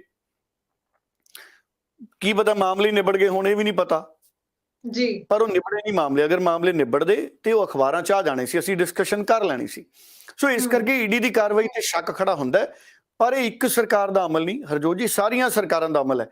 ਕਾਂਗਰਸ ਵੀ ਇਸੇ ਤਰ੍ਹਾਂ ਸੀਬੀਆਈ ਦੇ ਮਾਮਲੇ ਤੇ ਇਲਜ਼ਾਮਾਂ 'ਚ ਰਹੀ ਹੈ, ਹੁਣ ਮੋਦੀ ਸਾਹਿਬ ਈਡੀ ਦੇ ਮਾਮਲੇ ਤੇ ਇਲਜ਼ਾਮਾਂ 'ਚ ਰਹੇ ਨੇ। ਮੈਨੂੰ ਇਹ ਲੱਗਦਾ ਹੈ ਕਿ ਇਹਦੇ ਤੇ ਸਾਡੇ ਦੇਸ਼ ਦੀ ਜਿਹੜੀ ਸਭ ਤੋਂ ਵੱਡੀ ਸਾਡੀ ਕਨਸਟੀਟਿਊਸ਼ਨਲ ਬਾਡੀ ਹੈ, ਰਾਸ਼ਟਰਪਤੀ ਸਾਹਿਬ ਦੇ ਅਧੀਨ ਆਉਂਦੀ ਹੈ ਸੁਪਰੀਮ ਕੋਰਟ। ਸੁਪਰੀਮ ਕੋਰਟ ਨੂੰ ਕੋਈ ਗਾਈਡਲਾਈਨਸ ਬਣਾਉਣੀਆਂ ਚਾਹੀਦੀਆਂ ਨੇ ਇਨਫੋਰਸਮੈਂਟ ਡਾਇਰੈਕਟੋਰੇਟ ਲਈ ਔਰ ਸੀਬੀਆਈ ਲਈ, ਕਿ ਤੁਹਾਡੇ ਕੋਲੇ ਜਿਹੜਾ ਕੇਸ ਆਏਗਾ ਉਹ ਤੁਸੀਂ ਸਮਾਂਬੱਧ ਉਹਦੀ ਜਾਂਚ ਕਰੋਗੇ। ਉਸ ਤੋਂ ਬਿਨਾਂ ਇਹ ਮਾਮਲੇ ਨੇ ਜਿਹੜੇ ਇਲਜ਼ਾਮ ਲੱਗਦੇ ਰਹਿਣਗੇ ਤੇ ਜਿਹਨੂੰ ਜੀ ਕੀਤਾ ਇਹ ਸੱਦ ਲੈਂਦੇ ਨੇ, ਜਿਹਨੂੰ ਜੀ ਕੀਤਾ ਨਹੀਂ ਸੱਦਦੇ, ਔਰ ਸਿਆਸਤ ਹੁੰਦੀ ਹੈ। ਪਰ ਕਾਂਗਰਸੀ ਇਕੱਠੇ ਹੋ ਗਏ ਹਰਜੋਤ ਜੀ। ਕੱਲ ਵੀ ਬੜੇ ਕਾਂਗਰਸ ਦੇ ਐਮਪੀ ਐਮਐਲਏ ਦਿੱਲੀ ਪਹੁੰਚੇ, ਕਿਉਂਕਿ ਅੱਜ 23 ਤਰੀਕ ਨੂੰ ਬੀਬੀ ਸੋਨੀਆ ਗਾਂਧੀ ਨੂੰ ਵੀ ਪੇਸ਼ ਹੋਣਾ ਸੀ, ਪਰ ਉਹਨਾਂ ਨੇ ਚਿੱਠੀ ਲਿਖਤੀ, ਉਹਨਾਂ ਨੂੰ ਕੋਵਿਡ ਹੋਇਆ ਸੀ, ਉਹ ਹਸਪਤਾਲ 'ਚ ਦਾਖਲ ਸੀ, ਹੁਣ ਠੀਕ ਹੋ ਕੇ ਆ ਗਏ। ਪਰ ਉਹਦੀਆਂ ਕੰਪਲਿਕੇਸ਼ਨਸ ਨੇ। ਕੋਵਿਡ ਤੋਂ ਬਾਅਦ ਕਈ ਤਰ੍ਹਾਂ ਦੀਆਂ ਦਿੱਕਤਾਂ ਆਉਂਦੀਆਂ ਨੇ। ਮੈਨੂੰ ਵੀ ਕੁਝ ਦਿਨ ਕੋਵਿਡ ਤੋਂ ਬਾਅਦ ਬੀਪੀ ਦੀ ਪ੍ਰੋਬਲਮ ਰਹੀ, ਮੈਨੂੰ ਵੀ ਬਹੁਤ ਕੰਪਲਿਕੇਸ਼ਨਸ ਕੋਵਿਡ ਤੋਂ ਬਾਅਦ ਰਹੀਆਂ, ਪਰ ਉਹ ਠੀਕ ਹੋ ਗਈਆਂ 3-4 ਮਹੀਨਿਆਂ ਦੇ ਵਿੱਚ। ਸੋ ਸਮਾਂ ਲੱਗਦਾ ਹੈ। ਹੁਣ ਬੀਬੀ ਸੋਨੀਆ ਗਾਂਧੀ ਦੀ ਉਮਰ ਬਹੁਤ ਜ਼ਿਆਦਾ ਹੈ, ਉਹਨਾਂ ਦੀ ਉਮਰ 75 ਸਾਲ ਤੋਂ ਜ਼ਿਆਦਾ ਹੈ। ਸੋ ਕੰਪਲਿਕੇਸ਼ਨਸ ਜ਼ਿਆਦਾ ਹੋ ਸਕਦੀਆਂ ਨੇ। ਉਹਨਾਂ ਨੇ ਚਿੱਠੀ ਲਿਖੀ ਆਪਣੇ ਵਕੀਲਾਂ ਜ਼ਰੀਏ ਕਿ ਸਾਨੂੰ ਜ਼ਿਆਦਾ ਸਮਾਂ ਦਿੱਤਾ ਜਾਵੇ, ਔਰ ਮੈਨੂੰ ਲੱਗਦਾ ਉਹ ਸਮਾਂ ਮਿਲ ਵੀ ਜਾਏਗਾ। ਪਰ ਇਹ ਵੀ ਹੋ ਸਕਦਾ ਅੱਜ ਰਾਹੁਲ ਗਾਂਧੀ ਨੂੰ ਫੇਰ ਨਾ ਸੱਦ ਲੈਣ, ਫੇਰ ਨਾ ਬੁਲਾ ਲੈਣ। ਪਰ ਕਾਂਗਰਸੀ ਇਕੱਠੇ ਹੋ ਗਏ, ਹੁਣ ਅਗਲੀ ਰਣਨੀਤੀ ਉਹ ਬਣਾਉਣਗੇ। ਔਰ ਕੱਲ ਉੱਥੇ ਪੰਜਾਬ ਦੇ ਸਾਰੇ ਵੱਡੇ ਲੀਡਰ, ਪ੍ਰਤਾਪ ਬਾਜਵਾ ਸੀ, ਅਮਰ ਸਿੰਘ ਸੀ, ਰਾਜਾ ਵੜਿੰਗ ਉੱਥੇ ਪਹੁੰਚੇ, ਚੌਧਰੀ ਸੰਤੋਖ ਸਿੰਘ ਉੱਥੇ ਪਹੁੰਚੇ। ਸੋ ਕਾਫੀ ਵੱਡੇ ਲੀਡਰ ਨੇ ਜਿਹੜੇ ਹਰਜੋਤ ਜੀ ਉਹ ਪਹੁੰਚੇ ਸੀਗੇ ਕੱਲ ਦਿੱਲੀ। ਔਰ ਅੱਜ ਦੇਖਦੇ ਹਾਂ ਕਿ ਉਹ ਆਪਣਾ ਅਗਲਾ ਐਕਸ਼ਨ ਕੀ ਕਰਦੇ ਨੇ। ਬਿਲਕੁਲ ਸਹੀ ਕਿਹਾ ਤੁਸੀਂ, ਅਗਲਾ ਐਕਸ਼ਨ ਕੀ ਲੈਂਦੇ ਆ ਇਹ ਦੇਖਣ ਵਾਲੀ ਗੱਲ ਜ਼ਰੂਰ ਹੋਏਗੀ। ਅਗਰ ਗੱਲ ਕਰੀਏ ਸੁਰਖੀਆਂ ਵਿੱਚ ਮਹਾਰਾਸ਼ਟਰ ਦੀ ਸਰਕਾਰ, ਮਹਾਰਾਸ਼ਟਰ ਦੀ ਸਿਆਸਤ ਬੜੀ ਸੁਰਖੀਆਂ ਵਿੱਚ ਬਣੀ ਹੋਈ ਹੈ, ਤਾਂ ਮੈਂ ਉਸਦੇ ਬਾਰੇ ਵੀ ਅਪਡੇਟ ਤੁਹਾਡੇ ਤੋਂ ਜ਼ਰੂਰ ਲੈਣਾ ਚਾਹਾਂਗੀ ਕਿ ਉਦਵ ਠਾਕਰੇ ਦੀ ਸਰਕਾਰ ਨੂੰ ਲੈ ਕੇ ਜੋ ਸਿਆਸਤ ਚੱਲ ਰਹੀ ਹੈ ਅੱਜ ਦੇ ਸਮੇਂ ਵਿੱਚ, ਜਾਂ ਸਿਵ ਸੈਨਾ ਨੂੰ ਲੈ ਕੇ ਜੋ ਮਸਲਾ ਪੱਖਿਆ ਹੋਇਆ ਹੈ, ਕੀ ਪੂਰਾ ਮਾਮਲਾ ਔਰ ਅੱਗੋਂ ਕੀ ਉਸਦੇ ਵਿੱਚ ਅਪਡੇਟ ਲੱਗ ਰਿਹਾ? ਦੇਖੋ, ਉਦਵ ਠਾਕਰੇ ਮੁੱਖ ਮੰਤਰੀ ਨੇ ਮਹਾਰਾਸ਼ਟਰ ਦੀ ਸਰਕਾਰ ਦੇ, ਔਰ ਉਹਨਾਂ ਦੇ ਇੱਕ ਕੈਬਨਿਟ ਮੰਤਰੀ ਸੀ ਏਕਨਾਥ ਸ਼ਿੰਦੇ। ਜੀ ਏਕਨਾਥ ਸ਼ਿੰਦੇ, ਅਚਾਨਕ ਪਤਾ ਲੱਗਦਾ ਉਦਵ ਠਾਕਰੇ ਨੂੰ ਕਿ 35 36 30 ਤੋਂ ਵੱਧ ਐਮਐਲਏ ਨਾਲ ਲੈ ਕੇ ਉਹ ਮਹਾਰਾਸ਼ਟਰ ਤੋਂ ਦੂਰ ਚਲੇ ਜਾਂਦੇ ਨੇ, ਗੁਜਰਾਤ ਚਲੇ ਜਾਂਦੇ ਨੇ, ਪਹਿਲਾਂ ਗੁਵਾਹਾਟੀ। ਤੇ ਉਸ ਤੋਂ ਬਾਅਦ ਕੁੱਲ ਮਿਲਾ ਕੇ ਜੇ ਮੈਂ ਮੋਟੀ ਗੱਲ ਕਰਾਂ ਤੇ ਉਦਵ ਠਾਕਰੇ ਉਹਨਾਂ ਦੀ ਸਰਕਾਰ ਹੈ ਜਿਹੜੀ ਉਹ ਕਿਸੇ ਵੀ ਵੇਲੇ ਟੁੱਟ ਸਕਦੀ ਹੈ। ਹੋ ਸਕਦਾ ਬਹੁਤ ਸਾਰੇ ਲੋਕ ਜਦੋਂ ਨੂੰ ਸਾਡਾ ਇਹ ਪ੍ਰੋਗਰਾਮ ਸੁਣਨ ਉਹਨਾਂ ਦੀ ਸਰਕਾਰ ਟੁੱਟ ਵੀ ਚੁੱਕੀ ਹੋਵੇ, ਕਿਉਂਕਿ ਖਤਰਾ ਖੜਾ ਸਰਕਾਰ ਤੇ। ਹੁਣ ਏਕਨਾਥ ਸ਼ਿੰਦੇ ਦੇ ਨਾਲ 30 ਤੋਂ ਵੱਧ ਵਿਧਾਇਕ ਚਲੇ ਗਏ ਨੇ, ਦੂਜੇ ਪਾਸੇ ਉਦਵ ਠਾਕਰੇ ਸਾਹਿਬ ਰਹਿ ਗਏ। ਹੁਣ ਸਵਾਲ ਇਹ ਹੈ ਕਿ ਅਗਰ ਇਹ ਦੋਨੇ ਧੜੇ ਬਣ ਗਏ ਸ਼ਿਵ ਸੈਨਾ ਦੇ ਵਿੱਚ ਤੇ ਫਿਰ ਸ਼ਿਵ ਸੈਨਾ ਦੀ ਸਰਕਾਰ ਉੱਥੇ ਨਹੀਂ ਚੱਲ ਸਕਦੀ। ਏਕਨਾਥ ਸ਼ਿੰਦੇ ਸਾਹਿਬ ਉਹਨਾਂ ਦਾ ਗਰੁੱਪ ਚਾਹੁੰਦਾ ਹੈ ਕਿ ਉਦਵ ਠਾਕਰੇ ਸਾਹਿਬ ਬੀਜੇਪੀ ਦੇ ਨਾਲ ਆ ਜਾਣ, ਬੀਜੇਪੀ ਦੇ ਨਾਲ ਮਿਲ ਕੇ ਸ਼ਿਵ ਸੈਨਾ ਦੀ ਸਰਕਾਰ ਬਣ ਜੇ। ਉਦਵ ਠਾਕਰੇ ਜੀ ਕਾਂਗਰਸ ਔਰ ਐਨਸੀਪੀ ਦੇ ਨਾਲ ਗੱਠਜੋੜ ਕਰਕੇ ਸਰਕਾਰ ਚਲਾ ਰਹੇ ਨੇ। ਸੋ ਇਹਨਾਂ ਦੇ ਵਿਧਾਇਕਾਂ ਦੇ ਆਪਸੀ ਇੰਟਰਸਟ ਬਣ ਗਏ ਨੇ। ਹੁਣ ਹੈਰਾਨੀ ਵਾਲੀ ਗੱਲ ਬੜੀ ਹੈ ਕਿ ਸ਼ਿਵ ਸੈਨਾ ਦੇ ਏਕਨਾਥ ਸ਼ਿੰਦੇ ਅਚਾਨਕ ਇੰਨੇ ਵਿਧਾਇਕਾਂ ਦੇ ਨਾਲ ਐਡੇ ਸੰਗਠਿਤ ਕਿਵੇਂ ਨਜ਼ਰ ਆ ਰਹੇ ਨੇ, ਔਰ ਵਿਰੋਧੀ ਪਾਰਟੀਆਂ ਇਲਜ਼ਾਮ ਲਾ ਰਹੀਆਂ ਨੇ ਵੀ ਕਿਤੇ ਨਾ ਕਿਤੇ ਇਹਦੇ ਪਿੱਛੇ ਭਾਰਤੀ ਜਨਤਾ ਪਾਰਟੀ ਦਾ ਅਸਰ ਹੋ ਸਕਦਾ। ਅਸਰ ਕਹਿ ਰਿਹਾ ਮੈਂ, ਦਖਲ ਨਹੀਂ ਕਹਿੰਦਾ ਮੈਂ, ਅਸਰ ਕਹਿੰਦਾ ਜੀ। ਹੁਣ ਪਰ ਮੈਨੂੰ ਇਹ ਲੱਗਦਾ ਕਿ ਇੱਥੇ ਵੀ ਸਾਡੇ ਦੇਸ਼ ਦੀ ਸੁਪਰੀਮ ਕੋਰਟ ਨੂੰ ਇੱਕ ਭੂਮਿਕਾ ਬਣਾਉਣੀ ਚਾਹੀਦੀ ਹੈ। ਤੁਸੀਂ ਦੇਖੋ, ਪੰਜਾਬ 'ਚ ਬਿਆਨ ਆਇਆ ਸੀ ਰਾਣਾ ਗੁਰਮੀਤ ਸਿੰਘ ਸੋਢੀ ਦਾ। ਉਹ ਕਹਿੰਦੇ ਸੀ ਆਮ ਆਦਮੀ ਪਾਰਟੀ ਦੇ 20 ਵਿਧਾਇਕ ਮੇਰੇ ਸੰਪਰਕ 'ਚ ਨੇ, 19-20 ਵਿਧਾਇਕ ਮੇਰੇ ਸੰਪਰਕ 'ਚ ਨੇ। ਇਹਦਾ ਮਤਲਬ ਕੀ ਹੁੰਦਾ ਹੈ? ਇਹਦਾ ਮਤਲਬ ਹੁੰਦਾ ਹੈ ਕਿ ਜੇ ਆਮ ਆਦਮੀ ਪਾਰਟੀ ਦੇ ਵਿਧਾਇਕ ਤੁਹਾਡੇ ਸੰਪਰਕ 'ਚ ਨੇ ਤੇ ਤੁਸੀਂ ਇਹ ਸੁਨੇਹਾ ਦੇਣਾ ਚਾਹੁੰਦੇ ਹੋ ਕਿ ਵਿਧਾਇਕ ਸਾਡੇ ਸੰਪਰਕ 'ਚ ਨੇ, ਕੁਝ ਵੀ ਹੋ ਸਕਦਾ ਹੈ। ਅਸਲ 'ਚ ਸਾਡੀ ਜਿਹੜੀ ਸਿਆਸਤ ਹੈ ਨਾ, ਉਹ ਬਹੁਤ ਜ਼ਿਆਦਾ ਪਲੀਤ ਹੋ ਗਈ, ਪਲਿਊਟ ਹੋ ਗਈ, ਬਹੁਤ ਜ਼ਿਆਦਾ ਉਹਦਾ ਪੱਧਰ ਸਿਆਸਤ ਦਾ ਡਿੱਗ ਗਿਆ। ਹੁਣ ਅਸੀਂ ਕੱਲ ਵੀ ਗੱਲ ਕੀਤਾ ਸੀ ਕਿ ਫੋਟੋਆਂ ਬਦਲ ਕੇ ਪੋਸਟ ਕਰ ਦਿੰਦੇ ਨੇ। ਕੇਜਰੀਵਾਲ ਦੀ ਜਗ੍ਹਾ ਕੇਜਰੀਵਾਲ ਦੀ ਧੌਣ ਤੇ ਭਗਵੰਤ ਮਾਨ ਦੀ ਫੋਟੋ ਲਾ ਦਿੰਦੇ ਨੇ, ਭਗਵੰਤ ਮਾਨ ਦੀ ਧੌਣ ਤੇ ਕੇਜਰੀਵਾਲ ਦੀ ਫੋਟੋ ਲਾ ਦਿੰਦੇ ਨੇ। ਸੋ ਸਿਆਸਤ ਦਾ ਪੱਧਰ ਬਹੁਤ ਡਿੱਗ ਗਿਆ। ਸਭ ਨੂੰ ਪਤਾ ਹੁੰਦਾ ਇਹ ਫੋਟੋਆਂ ਗਲਤ ਨੇ, ਇਹਨਾਂ ਨੂੰ ਨਾ ਅੱਗੇ ਪਾਈਏ, ਫਿਰ ਵੀ ਪਾਈ ਜਾਂਦੇ ਆ ਪੋਲੀਟੀਕਲ ਲੋਕ। ਹੁਣ ਸੁਪਰੀਮ ਕੋਰਟ ਇੱਥੇ ਕੀ ਕਰ ਸਕਦੀ ਹੈ? ਮੈਨੂੰ ਇਹ ਲੱਗਦਾ ਕਿ ਸਾਡੇ ਮੁਲਕ 'ਚ ਦਲ ਬਦਲ ਕਾਨੂੰਨ ਹੀ ਖਤਮ ਕਰ ਦੇਣਾ ਚਾਹੀਦਾ ਹੈ ਔਰ ਸੁਪਰੀਮ ਕੋਰਟ ਨੂੰ ਇਹ ਡਿਫਾਈਨ ਕਰ ਦੇਣਾ ਚਾਹੀਦਾ ਹੈ ਇਲੈਕਸ਼ਨ ਕਮਿਸ਼ਨ ਦੇ ਜ਼ਰੀਏ ਕਿ ਜਿਹੜਾ ਵਿਅਕਤੀ ਜਿਹੜੀ ਪਾਰਟੀ ਦਾ ਐਮਐਲਏ ਜਾਂ ਐਮਪੀ ਚੁਣਿਆ ਜਾਏਗਾ ਉਹ ਉਸੇ ਪਾਰਟੀ 'ਚ ਹੀ ਰਹੇਗਾ 5 ਸਾਲ ਲਈ। ਉਹ ਪਾਰਟੀ 5 ਸਾਲ ਲਈ ਛੱਡ ਨਹੀਂ ਸਕੇਗਾ। ਅਗਰ ਉਹ 5 ਸਾਲ ਲਈ ਪਾਰਟੀ ਛੱਡਦਾ ਤੇ ਆਪਣੇ ਆਪ ਉਹਦਾ ਵਿਧਾਇਕ ਜਾਂ ਐਮਪੀ ਦੇ ਅਹੁਦੇ ਤੋਂ ਅਸਤੀਫਾ ਹੋ ਜਾਏਗਾ। ਕਿਉਂਕਿ ਹੁੰਦਾ ਕੀ ਹੈ, ਲੋਕ ਚੁਣੇ ਜਾਂਦੇ ਨੇ ਇੱਕ ਪਾਰਟੀ 'ਚ। ਜਿਵੇਂ ਹੁਣ ਪੰਜਾਬ 'ਚ ਆਮ ਆਦਮੀ ਪਾਰਟੀ ਦੇ 92 ਵਿਧਾਇਕ ਨੇ, ਜੇ ਕੱਲ ਨੂੰ 60 ਇੱਕ ਪਾਸੇ ਹੋ ਜਾਣ ਵੀ ਨਹੀਂ ਜੀ ਸਾਡੀ ਨਹੀਂ ਬਣਦੀ ਦੂਸਰੀ ਧਿਰ ਦੇ ਨਾਲ, ਤੇ ਉਹ 60 ਆਪਣਾ ਗਰੁੱਪ ਬਣਾ ਲੈਂਦੇ ਨੇ, 1/3 ਮੈਜੋਰਟੀ ਦੇ ਨਾਲ ਉਹਨਾਂ ਨੂੰ ਮਾਨਤਾ ਮਿਲ ਜਾਂਦੀ ਹੈ। ਹੁਣ ਉਹ 60 ਵੱਖਰੇ ਹੋ ਕੇ ਜੋ ਮਰਜ਼ੀ ਕਰ ਸਕਦੇ ਨੇ। ਇਹ ਕਾਨੂੰਨ ਰੱਦ ਹੋਣਾ ਚਾਹੀਦਾ ਤਾਂ ਕਿ ਲੋਕਾਂ ਨੇ ਤਾਂ ਆਮ ਆਦਮੀ ਪਾਰਟੀ ਨੂੰ ਵੋਟ ਪਾਈ ਔਰ ਉੱਥੇ ਲੋਕਾਂ ਨੇ ਸ਼ਿਵ ਸੈਨਾ ਨੂੰ ਵੋਟ ਪਾਈ।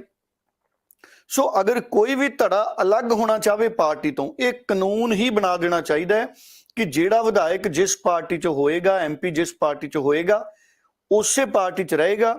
ਅਗਰ ਉਹ ਪਾਰਟੀ ਛੱਡਦਾ ਹੈ ਤੇ ਉਹਦਾ ਅਸਤੀਫਾ ਹੋ ਜਾਏਗਾ। ਅਗਰ ਉਹਨੂੰ ਪਾਰਟੀ ਕੱਢ ਦਿੰਦੀ ਹੈ ਤੇ ਉਹ ਮੈਂਬਰ ਨਹੀਂ ਰਹੇਗਾ। ਇਹ ਵੀ ਬਣ ਜਾਣਾ ਚਾਹੀਦਾ ਕਾਨੂੰਨ। ਇਹ ਬੜਾ ਜ਼ਰੂਰੀ ਹੈ। ਚਲੋ ਅਗਰ ਪਾਰਟੀ ਕੱਢਦੀ ਹੈ ਉਦੋਂ ਚਾਹੇ ਉਹਨੂੰ ਇੰਡੀਪੈਂਡੈਂਟ ਤੌਰ ਤੇ ਵਿਧਾਇਕ ਜਾਂ ਐਮਪੀ ਰਹਿਣ ਦਿੱਤਾ ਜਾਵੇ ਤਾਂ ਕਿ ਪੋਲੀਟੀਕਲ ਪਾਰਟੀਆਂ ਵਿਧਾਇਕ ਤੇ ਐਮਪੀ ਨਾਲ ਵੀ ਧੱਕਾ ਨਾ ਕਰਨ। ਪਰ ਇਹ ਮੈਨੂੰ ਲੱਗਦਾ ਹੈ ਕਨਸਟੀਟਿਊਸ਼ਨਲ, ਇਲੈਕਟੋਰਲ ਔਰ ਇਹ ਜਿਹੜੇ ਸਾਡੇ ਪੋਲੀਟੀਕਲ ਰਿਫਾਰਮਸ ਨੇ ਇਹਨਾਂ ਦੀ ਜ਼ਰੂਰਤ ਹੈ ਹਰਜੋਤ ਜੀ ਸਾਡੇ ਮੁਲਕ 'ਚ। ਨਹੀਂ ਤਾਂ ਸਰਕਾਰਾਂ ਇਸੇ ਤਰ੍ਹਾਂ ਸਾਡੇ ਮੁਲਕ 'ਚ ਟੁੱਟਦੀਆਂ ਰਹਿਣਗੀਆਂ।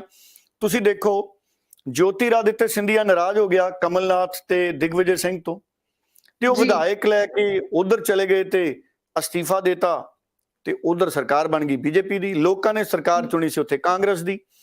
ਇਸੇ ਤਰ੍ਹਾਂ ਜਿਹੜੀ ਵੀ ਪਾਰਟੀ ਦੀ ਸਰਕਾਰ ਹੈ, ਲੋਕ ਉਸ ਪਾਰਟੀ ਨੂੰ ਚਾਹੁੰਦੇ ਨੇ ਕਿ ਜੇ ਅਸੀਂ ਵੋਟਾਂ ਪਾਈਆਂ ਤੇ ਉਹ 5 ਸਾਲ ਪੂਰੇ ਕਰੇ। ਹੁਣ ਪੰਜਾਬ 'ਚ ਅਸੀਂ ਚਾਹੁੰਦੇ ਹਾਂ ਕਿ ਆਮ ਆਦਮੀ ਪਾਰਟੀ ਦੀ ਸਰਕਾਰ 5 ਸਾਲ ਪੂਰੇ ਕਰੇ, ਪਰ ਬਹੁਤ ਸਾਰੇ ਲੋਕ ਸ਼ੰਕੇ ਵੀ ਪ੍ਰਗਟ ਕਰਦੇ ਨੇ। ਦੇਖੋ ਬਿਆਨ ਆ ਗਿਆ ਸੀ ਰਾਣਾ ਗੁਰਮੀਤ ਸਿੰਘ ਸੋਢੀ ਦਾ ਕਿ 19-20 ਵਿਧਾਇਕ ਸਾਡੇ ਸੰਪਰਕ 'ਚ ਨੇ।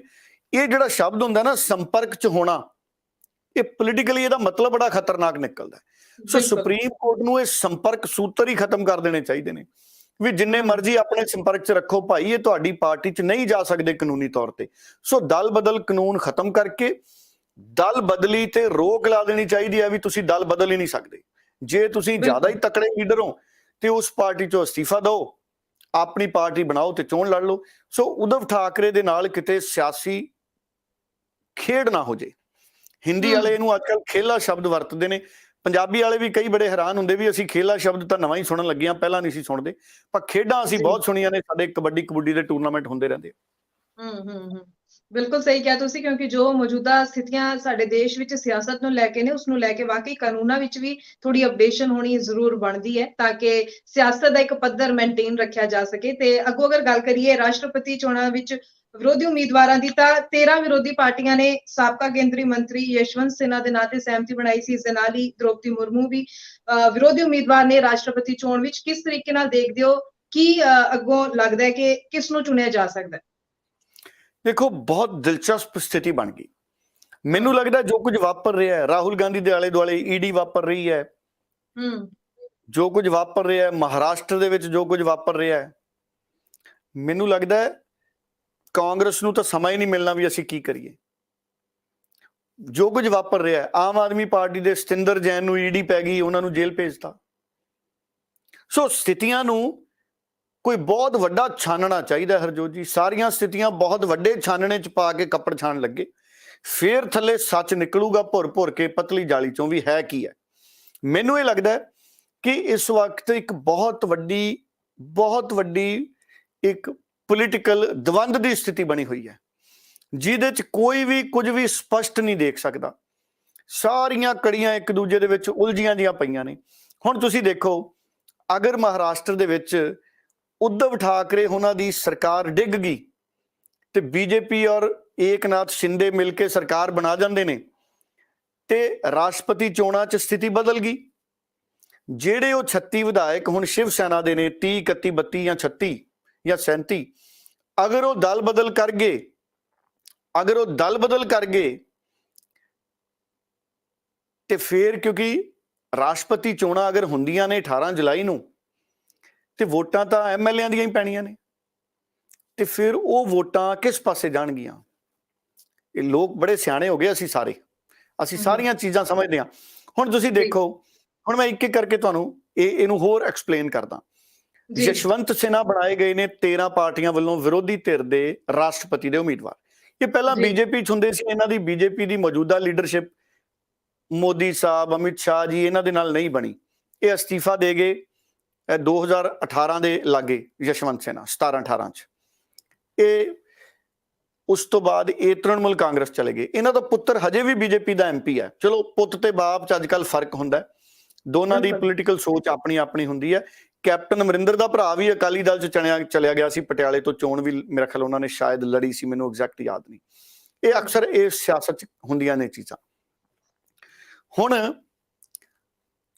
ਯਸ਼ਵੰਤ ਸਿਨਹਾ ਨੂੰ 13 ਪਾਰਟੀਆਂ ਨੇ ਸਮਰਥਨ ਦਿੱਤਾ, ਕਾਂਗਰਸ ਨੇ ਦਿੱਤਾ, ਤ੍ਰਿਣਮੂਲ ਕਾਂਗਰਸ ਨੇ ਦਿੱਤਾ, ਜਿਹੜੇ ਸਾਡੇ ਲੈਫਟ ਪਾਰਟੀਆਂ ਨੇ, ਮਾਰਕਸਵਾਦੀ ਪਾਰਟੀਆਂ ਨੇ, ਉਹਨਾਂ ਨੇ ਦਿੱਤਾ, ਸੀਤਾਰਾਮ ਯੈਚੁਰੀ ਜੀ ਵਾਲੇ ਧੜੇ ਨੇ ਦਿੱਤਾ। ਆਮ ਆਦਮੀ ਪਾਰਟੀ ਹਜੇ ਚੁੱਪ ਹੈ। ਹੁਣ ਆਮ ਆਦਮੀ ਪਾਰਟੀ ਦੇ ਦੇਖੋ, ਰਾਜ ਸਭਾ ਦੇ ਵਿੱਚ ਵੀ ਉਹਨਾਂ ਦੇ 10 ਐਮਪੀ ਨੇ, ਔਰ ਪੰਜਾਬ ਪੂਰੇ ਦਾ ਪੂਰਾ 92 ਐਮਐਲਏ। ਅਗਰ ਆਮ ਆਦਮੀ ਪਾਰਟੀ ਵੀ ਯਸ਼ਵੰਤ ਸਿਨਹਾ ਜੀ ਦੀ ਸਪੋਰਟ ਕਰ ਦਿੰਦੀ ਹੈ ਤੇ ਇਹਦਾ ਮਤਲਬ ਹੈ ਪੰਜਾਬ 'ਚ ਬਹੁ ਗਿਣਤੀ ਰਾਸ਼ਟਰਪਤੀ ਉਮੀਦ ਦੀਆਂ ਵੋਟਾਂ ਯਸ਼ਵੰਤ ਸਿਨਹਾ ਜੀ ਨੂੰ ਪੈ ਜਾਣਗੀਆਂ। ਇਹਨੂੰ ਇਸ ਰੂਪ 'ਚ ਅਸੀਂ ਸਮਝੀਏ, ਕਿਉਂਕਿ ਪੂਰੇ ਦੇਸ਼ ਦੇ ਐਮਪੀ, ਪੂਰੇ ਦੇਸ਼ ਦੇ ਐਮਐਲਏ, ਪੂਰੇ ਦੇਸ਼ ਦੇ ਰਾਜ ਸਭਾ ਦੇ ਮੈਂਬਰ ਜਿਹੜੇ ਵੀ ਇਲੈਕਟਡ ਨੇ, ਜਿਹੜੇ ਨੋਮੀਨੇਟਡ ਨੇ, ਉਹ ਵੋਟ ਨਹੀਂ ਪਾ ਸਕਦੇ। ਜਿਹੜੇ ਇਲੈਕਟਡ ਨੇ, ਹੁਣ ਉਹ ਸਾਰਿਆਂ ਨੇ ਰਾਸ਼ਟਰਪਤੀ ਚੁਣਨਾ। ਹੁਣ ਇੱਥੇ ਮੁਕਾਬਲਾ ਬੜਾ ਫਸਮ ਹੈ। ਸੋ ਇਸ ਕਰਕੇ ਮੌਜੂਦਾ ਸਥਿਤੀਆਂ ਦੇ ਵਿੱਚ ਕਾਂਗਰਸ ਉਲਝੀ ਪਈ ਹੈ। ਕਾਂਗਰਸ ਦੇ ਆਪਣੇ ਐਮਪੀ, ਐਮਐਲਏ, ਵਿਧਾਇਕ ਖਿੰਡੀ ਜਾ ਰਹੇ ਨੇ ਕਈ ਪਾਸਿਓਂ। ਉਹ ਕਿੱਧਰ ਵੋਟ ਪਾਉਣਗੇ ਰਾਸ਼ਟਰਪਤੀ ਦੀ ਚੋਣ 'ਚ? ਅਗਰ ਚੋਣਾਂ ਦੀ ਨੌਬਤ ਆਈ ਤੇ ਇਹ ਵੀ ਬੜੀ ਹੈਰਾਨੀਜਨਕ ਅੰਕੜੇ ਬਣਨਗੇ। ਉਂਝ ਯਸ਼ਵੰਤ ਸਿਨਹਾ ਅਰਥ ਸ਼ਾਸਤਰੀ ਨੇ, ਪਹਿਲਾਂ ਅਧਿਆਪਕ ਰਹੇ, ਫਿਰ ਉਹਨਾਂ ਨੇ 24-25 ਸਾਲ ਪੜ੍ਹਾਇਆ, ਫਿਰ ਉਹ ਆਈਏਐਸ ਬਣ ਗਏ। ਫਿਰ ਉਹ ਜਿਹੜਾ ਚੰਦਰ ਸ਼ੇਖਰ ਜੀ ਦੀ ਸਰਕਾਰ ਸੀ, ਗੱਠਜੋੜ ਦੀ ਸਰਕਾਰ ਸੀ, ਉਹਦੇ ਵਿੱਚ ਉਹ ਫਾਈਨਾਂਸ ਸੈਕਟਰੀ ਬਣੇ ਭਾਰਤ ਦੀ ਸਰਕਾਰ ਦੇ ਵਿੱਚ। ਉਸ ਤੋਂ ਬਾਅਦ ਫਿਰ ਉਹ ਪੋਲਿਟਿਕਸ 'ਚ ਆ ਗਏ। ਜਦੋਂ ਬੀਜੇਪੀ ਬਣੀ 1986, 87, 88 'ਚ ਬੀਜੇਪੀ 'ਚ ਆ ਗਏ। ਅਟਲ ਬਿਹਾਰੀ ਵਾਜਪਾਈ ਦੀ ਸਰਕਾਰ 'ਚ ਫਾਈਨਾਂਸ ਮਿਨਿਸਟਰ ਰਹੇ। ਫਿਰ ਅਡਵਾਨੀ ਸਾਹਿਬ ਦੇ ਨਾਲ ਤਾਲਮੇਲ ਸਾਰਿਆਂ ਨਾਲ ਚੰਗੇ ਰਹੇ, ਲੇਕਿਨ ਮੋਦੀ ਸਾਹਿਬ ਦੀ ਟੀਮ ਜਦੋਂ ਆਈ ਉਹਨਾਂ ਦੀ ਜ਼ਿਆਦਾ ਨਹੀਂ ਬਣੀ, ਉਹਨਾਂ ਦੀ ਨਹੀਂ ਅੰਡਰਸਟੈਂਡਿੰਗ ਬਣੀ। ਮੁਰਲੀ ਮਨੋਹਰ ਜੋਸ਼ੀ ਵਰਗੇ ਕਈ ਲੀਡਰ ਨੇ ਜਿਨ੍ਹਾਂ ਦੀ ਜ਼ਿਆਦਾ ਅੰਡਰਸਟੈਂਡਿੰਗ ਨਹੀਂ ਬਣੀ, ਤੇ ਯਸ਼ਵੰਤ ਸਿਨਹਾ ਜੀ ਨੇ ਅਸਤੀਫਾ ਦਿੱਤਾ। ਫਿਰ ਹੁਣ ਉਹ ਤ੍ਰਿਣਮੂਲ ਕਾਂਗਰਸ 'ਚ ਚਲੇ ਗਏ ਸੀ, ਪਰ ਹੁਣ ਉਹਨਾਂ ਨੂੰ ਤ੍ਰਿਣਮੂਲ ਕਾਂਗਰਸ ਨੇ ਹੀ ਰਾਸ਼ਟਰਪਤੀ ਦਾ ਉਮੀਦਵਾਰ ਪ੍ਰਸਤਾਵ ਕੀਤਾ। ਹੁਣ ਉਹਨਾਂ ਨੇ ਤ੍ਰਿਣਮੂਲ ਕਾਂਗਰਸ ਦੇ ਅਹੁਦੇ ਵੀ ਛੱਡ ਦੇਣੇ ਨੇ। 29 ਜੂਨ ਤੱਕ ਨਾਮਜ਼ਦਗੀ ਹੋਣੀ ਹੈ ਰਾਸ਼ਟਰਪਤੀ ਦੀ ਚੋਣ ਦੀ। ਹੁਣ ਜਿਹੜੀ ਤੁਸੀਂ ਗੱਲ ਕੀਤੀ ਦੂਸਰੇ ਉਮੀਦਵਾਰ ਦ੍ਰੌਪਦੀ ਮੁਰਮੂ, ਮੁਕਾਬਲਾ ਬੜਾ ਸਖਤ ਹੋਏਗਾ ਇਸ ਵਾਰ। ਰਾਸ਼ਟਰਪਤੀ ਚੋਣ ਦਾ ਮੁਕਾਬਲਾ ਸਖਤ ਹੋਏਗਾ। ਦ੍ਰੌਪਦੀ ਮੁਰਮੂ ਉੜੀਸਾ ਤੋਂ ਆਉਂਦੇ ਨੇ, ਉੱਥੋਂ ਦੇ ਜਿਹੜਾ ਕਬਾਇਲੀ ਭਾਈਚਾਰਾ ਹੈ ਉਹਨਾਂ ਚੋਂ ਆਉਂਦੇ ਨੇ। ਉਹ ਵੀ ਆਪਣੀ ਜ਼ਿੰਦਗੀ ਦੀ ਸ਼ੁਰੂਆਤ ਦੇ ਵਿੱਚ ਉਹ ਵੀ ਅਡਹੌਕ ਟੀਚਰ ਰਹੇ, ਫਿਰ ਉਹਨਾਂ ਨੇ ਸਰਕਾਰੀ ਨੌਕਰੀ ਜੁਆਇਨ ਕੀਤੀ ਸਹਾਇਕ ਦੇ ਤੌਰ ਤੇ। ਫਿਰ ਉਹ ਬੀਜੇਪੀ 'ਚ ਆ ਗਏ, 2 ਵਾਰ ਵਿਧਾਇਕ ਰਹੇ, ਮੰਤਰੀ ਵੀ ਬਣੇ। ਉਹ ਝਾਰਖੰਡ ਦੀ ਆਪਣੇ ਉੜੀਸਾ ਦੀ ਸਰਕਾਰ 'ਚ ਮੰਤਰੀ ਬਣੇ, ਟਰਾਂਸਪੋਰਟ ਮੰਤਰੀ ਵੀ ਹੋ ਰਹੇ। ਉੱਥੇ ਉਹਨਾਂ ਨੇ ਬਹੁਤ ਚੰਗਾ ਕੰਮ ਕੀਤਾ, ਉਹਨਾਂ ਨੂੰ ਅਵਾਰਡ ਮਿਲਿਆ ਵਿਧਾਨ ਸਭਾ ਵੱਲੋਂ, ਉਹਨਾਂ ਨੇ ਇੰਨੀ ਚੰਗੀ ਪਰਫਾਰਮੈਂਸ ਦਿੱਤੀ। ਫਿਰ ਉਹਨਾਂ ਨੂੰ ਝਾਰਖੰਡ ਦੇ ਵਿੱਚ ਗਵਰਨਰ ਲਗਾ ਦਿੱਤਾ ਗਿਆ। ਸੋ ਹੁਣ ਉਹ ਝਾਰਖੰਡ ਦੇ ਗਵਰਨਰ ਵੀ ਰਹਿ ਚੁੱਕੇ ਨੇ। ਉਹਨਾਂ ਦੀ ਉਮਰ ਹੈ ਜਿਹੜੀ 64 ਸਾਲ ਹੈ। ਉਹਨਾਂ ਦੇ ਪਤੀ ਇਸ ਦੁਨੀਆ 'ਚ ਨਹੀਂ, ਉਹਨਾਂ ਦੇ 2 ਬੇਟੇ ਸੀ, ਉਹ ਵੀ ਇਸ ਦੁਨੀਆ 'ਚ ਨਹੀਂ। ਉਹਨਾਂ ਦੀ ਇੱਕ ਬੇਟੀ ਹੈ, ਉਹ ਵਿਆਹੀ ਹੋਈ ਹੈ, ਔਰ ਉਹਨਾਂ ਨੇ ਸਾਰੀ ਜ਼ਿੰਦਗੀ ਆਪਣੀ ਸਮਾਜ ਸੇਵਾ ਚਲਾਈ ਹੈ, ਜ਼ਰੂਰਤਮੰਦਾਂ ਦੇ ਉਥਾਨ ਚਲਾਈ ਹੈ, ਔਰਤਾਂ ਦੇ ਹੱਕਾਂ ਲਈ ਲਾਈ ਹੈ। ਸੋ ਇਸ ਕਰਕੇ ਜਿਹੜੇ ਦ੍ਰੌਪਦੀ ਮੁਰਮੂ ਹੈ ਉਹਨਾਂ ਨੂੰ ਭਾਰਤੀ ਜਨਤਾ ਪਾਰਟੀ ਨੇ ਆਪਣਾ ਉਮੀਦਵਾਰ ਬਣਾਇਆ। ਉਹ ਵੀ ਬੜੇ ਕਾਬਲ ਇੱਕ ਔਰਤ ਨੇ। ਜਿਹੜੇ ਹੁਣ ਦੋਨਾਂ 'ਚੋਂ ਜਿਹੜਾ ਮਰਜ਼ੀ ਰਾਸ਼ਟਰਪਤੀ ਬਣ ਜੇ, ਯਸ਼ਵੰਤ ਸਿਨਹਾ ਜੀ ਬਣ ਜਾਣ, ਦ੍ਰੌਪਦੀ ਮੁਰਮੂ ਜੀ ਬਣ ਜਾਣ, ਇੱਕ ਗੱਲ ਤੈਅ ਹੈ ਕਿ ਹੁਣ ਸਾਨੂੰ 24 ਜੁਲਾਈ ਨੂੰ ਰਿਟਾਇਰ ਹੋ ਰਹੇ ਨੇ ਸਾਡੇ ਰਾਮਨਾਥ ਕੋਵਿੰਦ ਜੀ। ਉਹਨਾਂ ਤੋਂ ਬਾਅਦ ਸਾਨੂੰ ਜਿਹੜਾ ਨਵਾਂ ਇੱਕ ਰਾਸ਼ਟਰਪਤੀ ਮਿਲਣ ਵਾਲਾ ਹੈ, ਉਹ ਵੀ ਸਾਨੂੰ ਬੜਾ ਚੰਗਾ ਰਾਸ਼ਟਰਪਤੀ ਮਿਲਣ ਵਾਲਾ ਹੈ, ਅਸੀਂ ਇਹ ਮੰਨ ਸਕਦੇ ਹਾਂ। ਔਰ ਮੈਂ ਇਹ ਚਾਹੂੰਗਾ ਕਿ ਇਹ ਜਿਹੜਾ ਮੁਕਾਬਲਾ ਹੋਣਾ ਹੈ ਵੋਟਾਂ ਦੇ ਨਾਲ, ਇਹ ਬੜਾ ਦਿਲਚਸਪ ਹੋਵੇ, ਤਾਂ ਕਿ ਸਾਡੀ ਜਿਹੜੀ ਨੌਜਵਾਨ ਪੀੜ੍ਹੀ ਹੈ ਉਹਨੂੰ ਪ੍ਰੋਸੈਸ ਦਾ ਸਮਝ ਆਵੇ ਕਿ ਰਾਸ਼ਟਰਪਤੀ ਚੋਣਾਂ ਕਿਵੇਂ ਹੁੰਦੀਆਂ ਨੇ। ਬਹੁਤ ਸਾਰੇ ਸਾਡੇ ਵਿਦਿਆਰਥੀ ਸਾਡੇ ਆਮ ਲੋਕ ਅਸੀਂ ਰਾਸ਼ਟਰਪਤੀ ਚੋਣਾਂ ਦੇ ਪ੍ਰੋਸੈਸ ਨੂੰ ਕਦੀ ਜ਼ਿਆਦਾ ਸਮਝ ਨਹੀਂ ਸਕੇ। ਸੋ ਹੋ ਸਕਦਾ ਇਸ ਵਾਰ ਉਹ ਵੀ ਤਸਵੀਰਾਂ ਹਰਜੋਤ ਜੀ ਸਾਡੇ ਸਾਹਮਣੇ ਆਉਣ। ਜੀ ਸੋ ਡੱਲਾ ਜੀ ਅੱਜ ਆਪਾਂ ਕਈ ਖਬਰਾਂ ਦੇ ਉੱਪਰ ਜੋ ਹੈ ਵਿਚਾਰ ਚਰਚਾ ਕੀਤੀ ਹੈ, ਦਰਸ਼ਕਾਂ ਨੇ ਵੀ ਸੁਣਿਆ ਤੇ ਉਹਨਾਂ ਦਰਸ਼ਕਾਂ ਦਾ ਵੀ ਧੰਨਵਾਦ ਕਰਦੇ ਹਾਂ ਜਿਹੜੇ ਇਸ ਪ੍ਰੋਗਰਾਮ ਨਾਲ ਜੁੜਦੇ ਨੇ, ਕਮੈਂਟ ਜ਼ਰੀਏ ਆਪਣੇ ਵਿਚਾਰ ਸਾਡੇ ਨਾਲ ਸਾਂਝੇ ਕਰਦੇ ਨੇ। ਬਹੁਤ ਬਹੁਤ ਧੰਨਵਾਦ ਡੱਲਾ ਜੀ ਤੁਹਾਡਾ ਇਸ ਸਾਰੀ ਖਬਰਾਂ ਦੇ ਉੱਪਰ ਵਿਚਾਰ ਚਰਚਾ ਕਰਨ ਦੇ ਲਈ। ਤੇ ਇਸ ਦੇ ਨਾਲ ਹੀ ਮੈਨੂੰ ਯਾਨੀ ਕਿ ਹਰਜੋਤ ਕੌਰ ਨੇ ਵੀ ਦਿਓ ਇਜਾਜ਼ਤ। ਧੰਨਵਾਦ। ਬਹੁਤ ਧੰਨਵਾਦ ਜੀ।